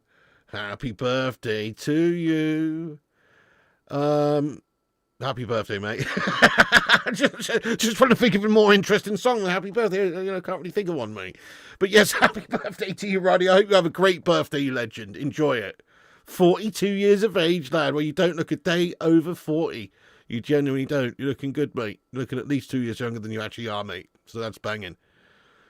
You know, and you're bald as well, which means, you know, usually you look older if you're bald, but you look quite young if you're bald. Kate Cadet's bald, he looks about 56. You know what I'm saying? In fact, I thought when Mrs. P showed me that picture of her with Paul Gascoigne earlier on, I thought she'd bumped into Kate Cadet at first. You know what I'm saying? Hey-oh! Did you see my reply on your message, Cake? Anyway. Urbano Valdez, how you doing, you legend? Yes. Big love to Ruddy, though. Let's get some birthday wishes in there for him. Thank you, Urbano. Go shorty, it's your birthday. We go and party like it's your birthday. We're going to sip Bacardi like it's your birthday. Exactly, there you go. Anyway, but many happy returns to you, Ruddy. Really appreciate you. Cake says, yeah, I seen you, bastard. Do you know what? He totally turned upside down my opinion on him, Disco Dave, over the last 6 months at Man United. Because there was a time I was thinking, well, he's just not worth the money that he's paid. And if you could get him gone, get him gone. But his experience is invaluable. And his experience in the lead up to getting to that Europa League final, I know he was pretty rubbish in the final, but his experience in getting up there and some of the performances he put in for the last few months were very good for us. Like, I think we're definitely better off having Cassie in the squad this season than not. Especially if we're not going to replace with like a real big name central midfielder. So yeah, I agree with you. Cassie definitely has proven that he's still a good player, that he can still do some good stuff in the squad. He's just a little bit slow or whatever, but his game's never been about pace anyway. Onana's still a false keeper. Yeah, exactly. Have a few beers on me. Let's go, Simon. Yeah, that's crazy, isn't it there? That makes sense. It makes sense. Let's go, Ruddy. Hey, Dilvani, how you doing tonight? He's getting those cake emojis in there for Ruddy, for the Ruddinator's birthday. Big ups. Nice one there, my friend. Appreciate you, dude. Okay. So, let's continue. Let's continue here. Rashford and Garnacho will have had better careers when all is said and done than Cunha and Mbeumo. It's a massive mistake replacing them with these two.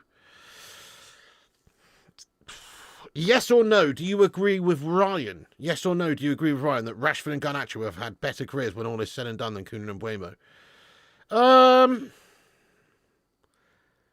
I actually don't agree with that personally.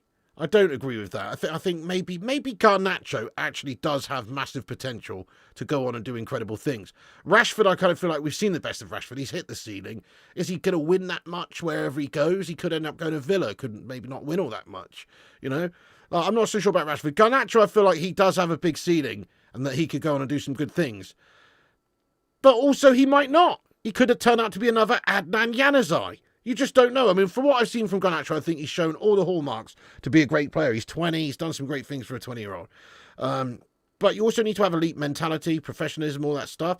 And I'm not so sure if he does. Not so sure if he does. But, you know, because if he did, then he wouldn't really be coming out and criticising the manager's selection after the Europa League final and stuff like that. But I know what you're saying. Oh, Ryan says everyone will disagree, but I will be proven right with time. Oh, okay then, Ryan. Nice one, mate. Yeah, nice one, Ryan. Yeah, because you're always right about everything, aren't you, Ryan? You don't get anything wrong. Yeah, you wake up in the morning and have a dump and it doesn't even smell, mate. Smells of roses, lad. Do you know what I'm saying? You what? How do you know that, Ryan? You haven't got a crystal ball, lad. You're not Mystic Meg, lad. More like Mystic Smeg, lad. You don't know what? You don't know what the future holds. You don't know. You don't know, mate. Anyway, but fair enough. It's a bold prediction from you there. No.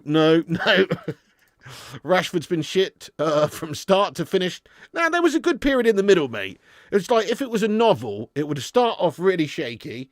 It would get better. Then it would have a really nice moment in the middle where it was banging 30 goals in, and then it would turn to absolute tragedy and shit. Nice one. What's going on there, Gaz? Was the lack of Mbeumo in the title, does that mean it's dead? No, it doesn't. It just means there's no update on it, really. I could have put Mbeumo close or Mbeumo update or something in the title, but there isn't really that much of an update. The situation is just still the same as it was yesterday, really. We are close to reaching an agreement with Brentford, but no closer, it seems, than, we were yesterday, really. We were close, but no closer. We haven't really agreed anything yet. So it's the same. But my thoughts are, if Spurs were going to go in for him and steal him, then they would have already started the process. That's my feeling. Garnacho couldn't hit a barn door when it's needed, says William Reedy. Johnny says, no, they wanted the money and not to play for the badge. Ryan says, everyone said, get rid of McTominay. I was a lone person backing him. Hey, fair play to you. Yep. Okay. No, fair enough, Ryan. Well, you probably got it right on that one. But, have we forgotten, actually, that McTominay was proven shite for us for about 4 years? I know the last season he was good. I know, but the whole point of getting rid of McTominay is we were looking for something better. McTominay is a good player. He's a good player. He gives it his all, and he's only got better as his career's gone on, to be fair. And actually, it was kind of ironic that we let him go at the end of the best season he ever had for us, pretty much. Very annoying.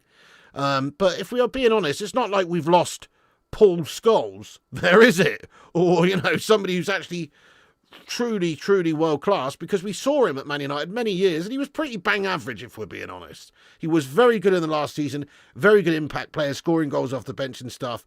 But let's be real. It's not an irreplaceable player. Onana's sick of everyone laughing at him and calling him names. Well, yeah, that's it. Well, if I was him, I'd probably go elsewhere because the pressure's just too much here. You don't know what went wrong with Adnan. I do, Cake. I do. It's a mentality thing. You've got to work super hard. You've got to believe in yourself, and you've got to work just because you've got talent and you've got opportunities doesn't mean you're going to do anything with them. You have to work very hard to get there. And I just don't think he has. I think he was happy being a real suck off your dad player. Do you know what I mean? And if you want to be a real Sociedad player, have an easy life, you can. But to get to the top, you really have to grind.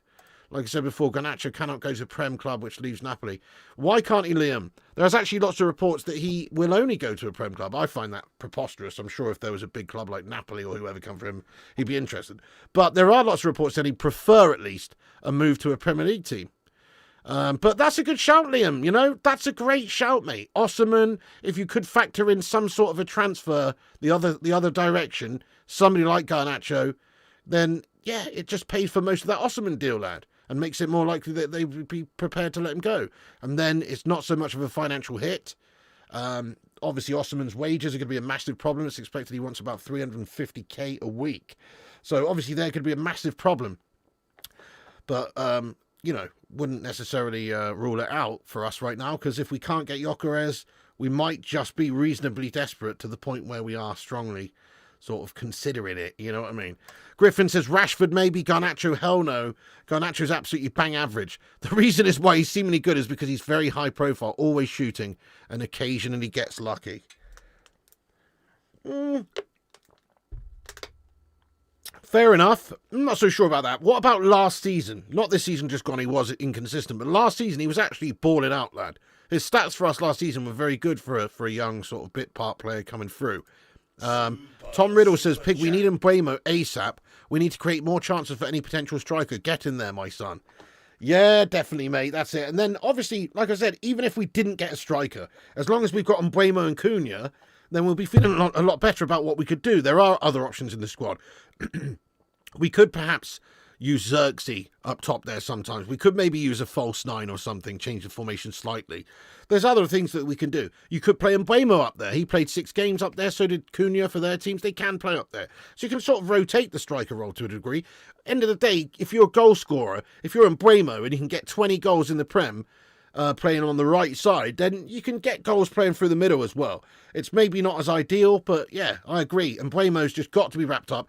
But even then, obviously, we're still trying to get number 9. Then we can go and get Gyokeres. If we can't get Gyokeres, then we can get Osimhen. If we can't get Osimhen, then we can get Visser. If we can't get Visser, you can get whoever, Mateta. There's lots of options. So the number 9 is not really the biggest problem for me now.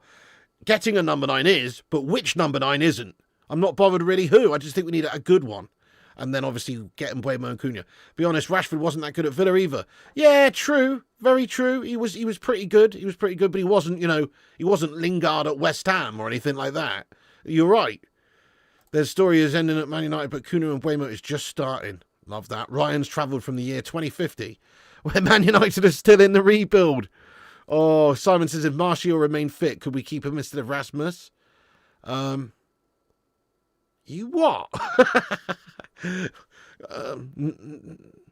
What? No, mate. He's not at the club anymore, is he, Martial, lad? We played McTominay too deep. Now, that's true. He actually should be like a full-on 10 bombing forward, or even a striker, honestly. Even a striker, mate. Oh, hang on a sec. We've got a super chat here. Thank you so much there from... Where is it? Urbano Valdez, you hero. Let's get some mad love in there for Urbano Valdez. Thank you so much, Urbano. Really appreciate that, my son. Can we break out the love hearts in the chat there for Mr. Urbano Valdez, a true don amongst men? He says, how Mason Mount is still part of the squad is one of the life's biggest mysteries. How he was ever brought in the first place for the money that we paid is another big mystery, isn't it? But I'm with you. I think he is in this squad because he kind of fits what Amorim's trying to do a lot more than other players. Like, he'll be a decent squad backup player for the likes of Mbeumo or Cunha, to come on late in games and press people. He's quite decent technically, isn't he, Mason Mount? So he's a player that seems to fit Amorim's system more than some. So I think that's why he's staying. But if it was down to me, obviously, I'd sack him off immediately. Gut feeling on new number 9. My gut feeling on the new number 9 is, honestly, at this stage, at this moment, I still think Gyokeres, actually. Even though if he has said he prefer Arsenal, or not said, but even if it's been revealed that he prefer Arsenal, I still believe that we could get him if he doesn't go to Arsenal. Like, I think we're the second place side to get him. And yeah, okay, it's not ideal, but still... we would definitely do better with him in the squad than not, because he is a goal-scoring machine. Yeah, there you go, William. Thank you so much for that, by the way, Urbano. Appreciate you, my man. Let Pogba, De Gea, CR7 Varane and McTominay leave for a combined 25 million in replace of Onana, Ugarte. That's it, Eric Ten Hag, what a numpty. Dilvani, what's taking this deal so long? It's Manchester United's technology, mate. That's the reality. That's the truth of it. Man United, unfortunately... we're stuck in the dark ages, mate, when it comes to getting these deals done. So most teams negotiate via phone call, video call, fly and meet in person. No, Man United stuck in the dark ages. We still communicate by Raven. Do you know what I mean? We send out a Raven with the latest terms and offers on. Then we've got to wait 3 days for the Raven to return with a message from the team that we're speaking to, lad. That's it. We have to wait also for the faxes to send on a 1980s brother fax machine. And also we're still using dial-up internet, mate, at the ground. So, even if you get an email, sometimes it takes a few seconds to come through, lad. Like, I'm sorry, but they're just, that's it, they're just too slow on everything. But it is true, though, like, when the facilities are a bit shit, lad. Obviously, they're not communicating by Raven, I'm just joking, but you know what I mean. Yeah, got 11 weeks to pull our finger out. Oh, yeah, even less than that, in my opinion. I believe we've got 4 weeks. 4 weeks, 1 month to pull our finger out, because we need to have players in before pre-season. And the first game's on the 19th, isn't it? And let's face it, if we haven't got anything done by then it's going to be quite doubtful that it's getting done. In regards to like an Mbeumo deal or something. So we've got to get him in well before then. Gyokeres will come to United. Love that. Amorim's even worse. We'll replace Shaw with Dorgu, who can't even lace Malacia's boots. Oh, bad take, Ryan. Malassi is proper shite, though, isn't he? And Luke Shaw's an injury-prone mug. You can't rely on him. Dorgu could be shite, who knows? But he actually is unproven to that degree at the moment. Whereas Malacia, he looks rubbish, lad. He really does look rubbish. I don't think the injury helped him, but I honestly think he's rubbish. Dorgu has potential still. I've seen some good things from Dorgu. Disco Dave, thank you for the super chat, Disco Dave. Let's go. The number 7 needs to go to someone deserving of it. True. Always should be the case. Always should be the case. Shouldn't give a number 7 to a new sign. It should be promoted from within. It's that iconic of a shirt number. Somebody should earn it first. Yeah, I mean, definitely it shouldn't be Mason Mount, I'll give you that. Guys, who do you think should be the next number 7? Let's just say it was taken off of Mason Mount and they were to give it somebody else. Who should have it?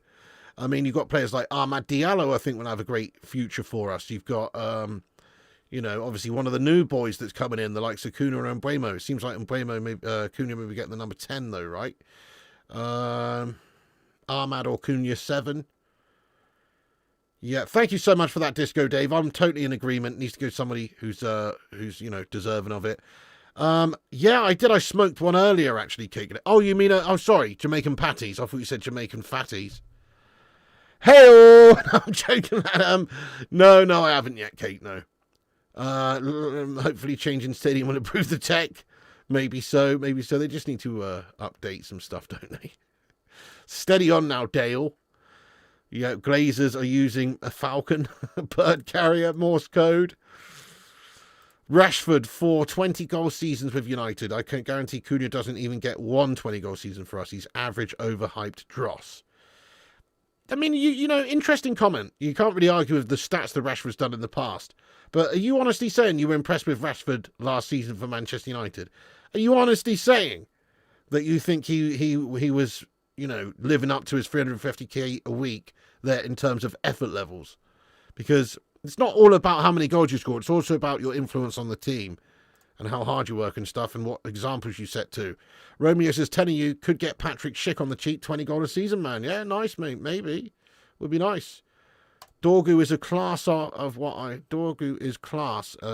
from what I've seen.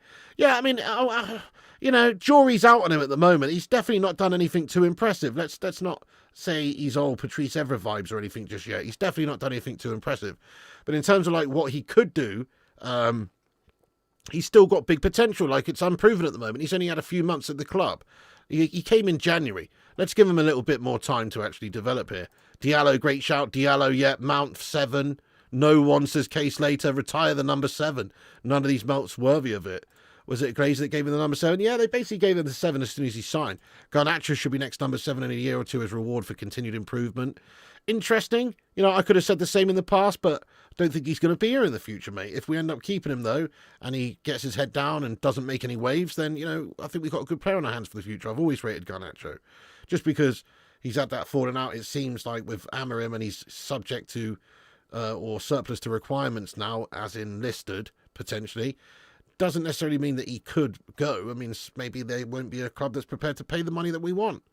Mount is gash and needs to leave, even on loan. Oh, 100% Ruben, but nobody wants him. Good luck getting rid of him. Unsaleable melt. Yes, you have a good one, Simon. It's a muggy night tonight, isn't it? It is. It's super muggy, lad. I'm going to stay on here a good bit longer, though, guys. Screw it. Let's stay on here a good bit longer and get in there raw. I'm loving this chat with you legends tonight. Thank you very much, all of you, for being here. As always, keep smashing the likes, guys. Can we get to 300 likes on this stream? Give us a massive like spike. Help us get to 300 likes. We're currently on 267. So thanks, everyone who's hit the like button. Also, smash that subscribe if you're new here for the first time. We're going to be on here daily, every night, around about 10 p.m. We were a little bit later tonight, but every night around about 10 p.m. And also, in the daytime, when there is news and stuff, we'll jump on lunchtime-ish.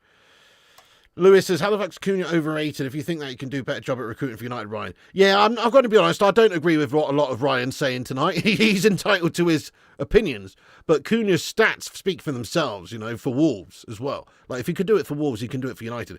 He scored 15-odd goals this season, bunch of assists, very effective. Same goes for Mbeumo. Like, I think these guys are going to be more effective than Rashford for us personally at the moment.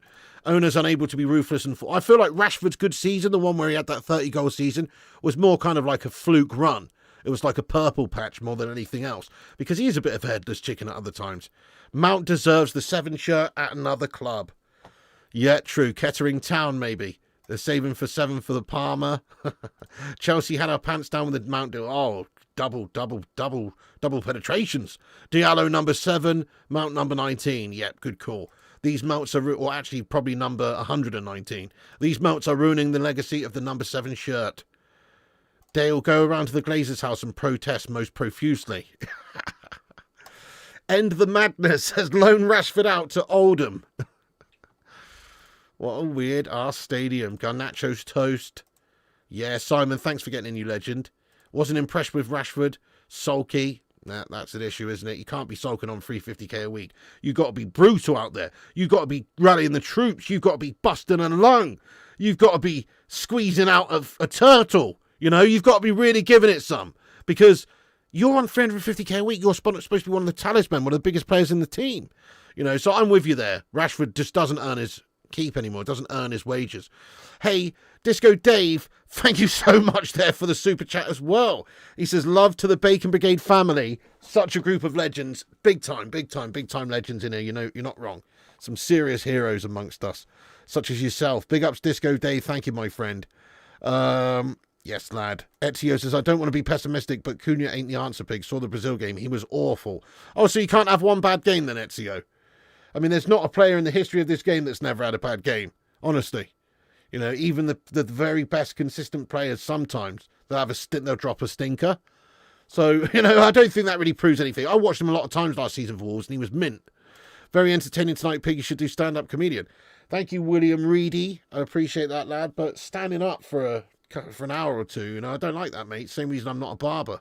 If I could cut people's hair sitting down, I might do that. I don't like being on my feet. Late night monkey pig. It is. Do I sleep? I do, but, you know, I'm somewhat of a nocturnal being. So I'm like a wild forest pig. So I generally do sleep, but, you know, I don't usually get to sleep until 4 or 5 a.m., that sort of vibe. I'm a bit of a phenom when it comes to that. Give Mount number 8, because that's going to be the number of games he'll play without goal difference. Number 38, sorry. It's always the player's attitude. How do you not know it's not the manager? Well, how about these players, regardless of whether they're getting on with their manager or their manager's system? How's about they actually put in the effort levels and work hard and bust along on the pitch and prove it then? Because it's all well and good not for, you know, for it's all well and good the system not working, you blaming the manager. But how's about actually trying?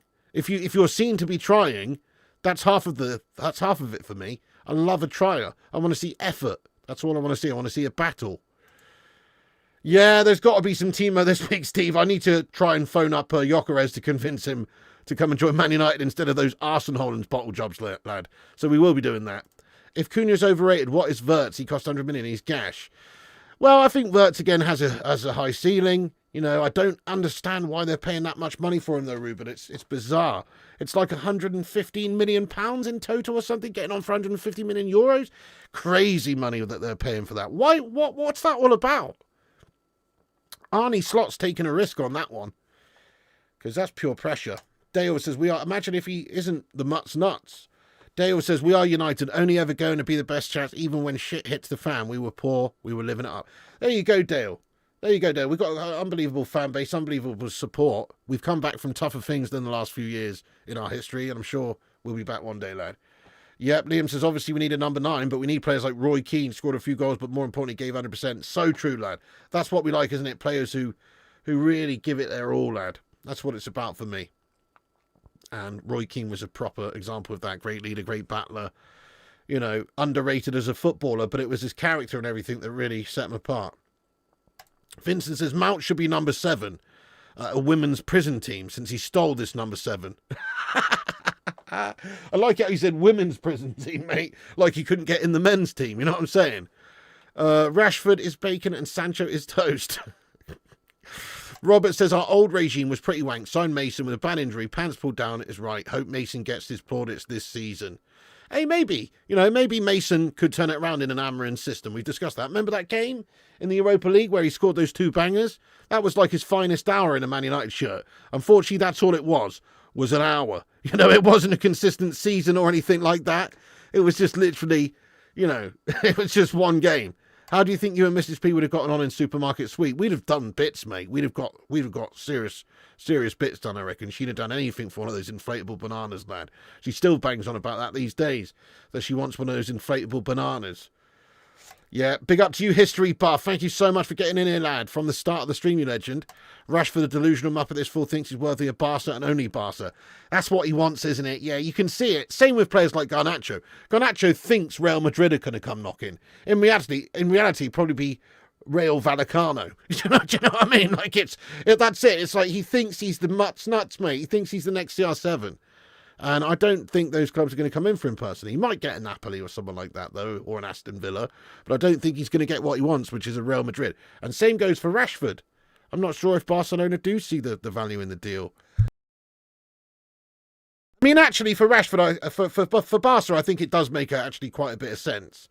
Because they do pay players a lot of money. 40 million up front price tag is not crazy. He's a marketable player. He's a very popular player around the world. He comes with a lot of followers and, reach and all that sort of stuff. And that helps for commercial purposes. They'll sell a lot of shirts, extra sponsorship, whatever. He is a big name. So from that perspective, it's good. And he'll probably do well for them out there if he did go there. But again, they've actually got to want him and actually got to want to bid for him first and pay the wages. Exactly, one bad game doesn't mean much. Exactly, mate. No, it doesn't. This stadium is like a massive pig, bloody hell. What stadium is it? Pig, it is the player's attitude. If you behave and actually work hard, train hard, you would be picked. So true. So true, mate. You're absolutely spot on, superstar. That's it. Obviously, to a degree, you can't just train hard, be a professional, and be shit in games all the time. But at the same token, you do have to show professionalism. You do have to be committed. And if you think about like Mason Mount, Amorim said that he's such a professional. He trains hard, he works hard, he's early in, late to leave. So from that perspective, fair play to Mount. Let's hope he does well this season. It looks like he is staying. But in an ideal world, he'd be sacked off. Oh, it's an American football stadium. Paul Ennis, I'm so sorry to hear that. You lost your best friend. Oh, my God, Paul. Let's get some mad love in there for Paul, a long-time legend of the channel. Paul, I'm so sorry to hear that, mate. That's a tough time, mate. Thoughts with you and their family and everyone. Much love to you, Paul, lad. Dude, that's tough, isn't it? Get some big love hearts in there for Paul Ennis. We appreciate you, Paul. Thank you so much for joining us. Hope we can, help out over the next however long by taking your mind off things sometimes when we're streaming. Get in there, Paul, you legend. I agree with you, E6, mate. He is unproven. Crazy money. Imagine United spent that much on Verts. Media would be banging on about it all season. Yeah, she does, mate. I know. There was a big crack and thunder and lightning for me here, but it soon passed. Liverpool spent nothing last season. That's why they go in big balls now. True. Yeah, Rashford had the most sprints per game of any United player, but because he sprints when it's needed and not running around like this chicken fan. Oh, come on. What about tracking back, though? I'd love to know how many of his sprints were backwards. Do you know what I mean? Because he might sprint forwards, lad, but where's his work for the team? This is the problem with Rashford. He's not tracking back. He's not working hard for the team. You need to do both at United. Rashford, Sancho, Garnacho are 2 players I'd like to see do one. Although Onana, Hojlund, Dallo, Lindelof, few I'd like to see sold. Yeah, spot on, Dale, mate. We need a big transition this summer. Well, I'm going to read a bunch of these more comments out then, guys, and then we are going to wrap this sucker up. Jerry Springer style. Final thoughts on the state of our club. Final thoughts on the state of our club is... find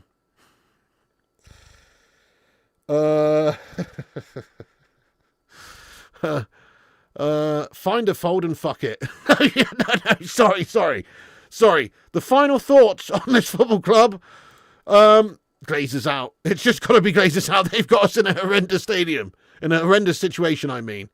And, obviously, sorry, I don't know where that final thought came from, guys.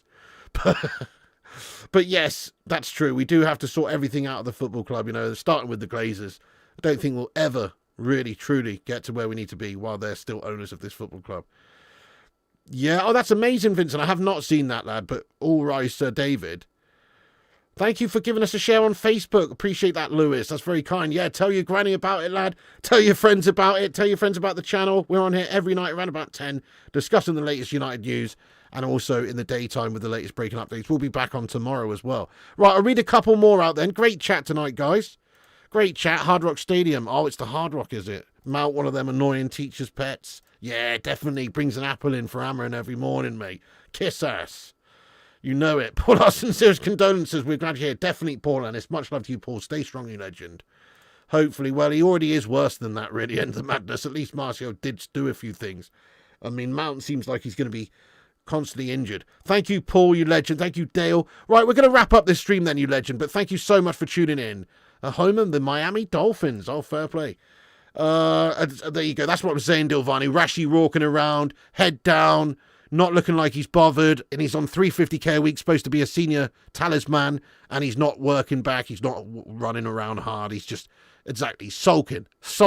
You can't do that. Maybe if you're a young kid, and you need a clip round the ear, but when you're a 27-year-old senior player, who's on £350,000 a week, you best be working your socks off all the time, and he doesn't, so I agree with you, lad. Anyway, guys, listen, thank you so much for tuning in, great chat. I'm wrapping it up now, actually. I've just seen the time. It's 20 past midnight. I did start late tonight, but even I have been on here reasonably long by my standards. About an hour and 45 minutes we've been streaming and chatting absolute codshite for. So I am going to finish it there, but, thank you everyone for watching the stream. You're a bunch of legends. Come back after this video's finished. Get your thoughts and opinions in about anything we've discussed. The debate does not have to stop there. Keep it going in the not live comment section. If I missed any of your comments, sorry I missed them, but great chat. Try to read everybody's comments out, and you're a set of legends for getting your say in there and interacting with me. Thank you so much. Nice one, Paula. Yeah, good advice, that, Paula. Let's go, Gray. Let's go, Wayne, Vincent, Ryan, Mr. Leo G, History Buff. Yes, mate, Dale, End the Madness. Thank you, much love to you too. Ruddy Can't Gain. Thank you so much. Say his name and he'll appear. I believe in Ruddy. There goes another one for you. There you go, Robert. Next time to a Monroe. Ruben, let's go. CJ's GB. Happy birthday, though, Ruddy. Have a great day, you legend. Much love to you, lad. Nomad, Disco Dave, Ryan, Lewis. Thank you, Disco Dave. Thank you all the super chatters like Disco Dave, Cake, Zane, and everybody.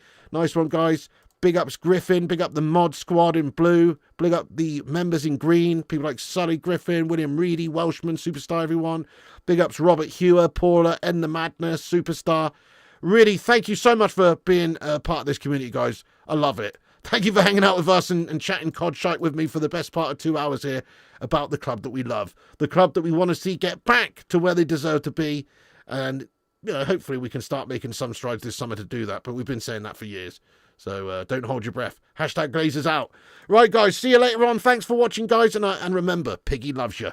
Follow us on Instagram, Facebook, Twitter, TikTok, Twitch, and Kick at Flying Pig United. Check out the website, flyingpigunited.com, which is having mares at the moment for some reason. It keeps going down, but I'm going to look into it. But thank you so much for watching and tuning in. Follow those places. Links are in the description. Come back after and have your say, and I'll see you tomorrow with the latest updates.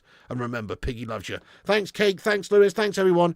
And also remember, thank you so much, Mexico. And also remember, when the seagulls follow the trawler, this is because they think sardines will be thrown into the sea.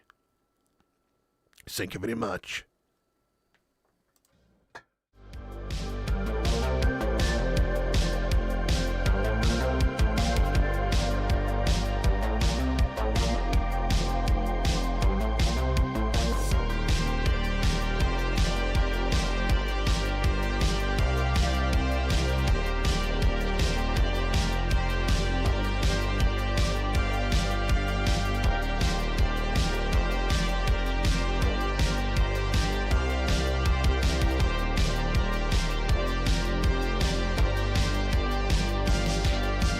Get in there, you beauties. Thank you so much to all the patrons here for supporting the channel on patreon.com/flyingpigunited. As a thank you, all you legends will be appearing on this outro list. Get in there.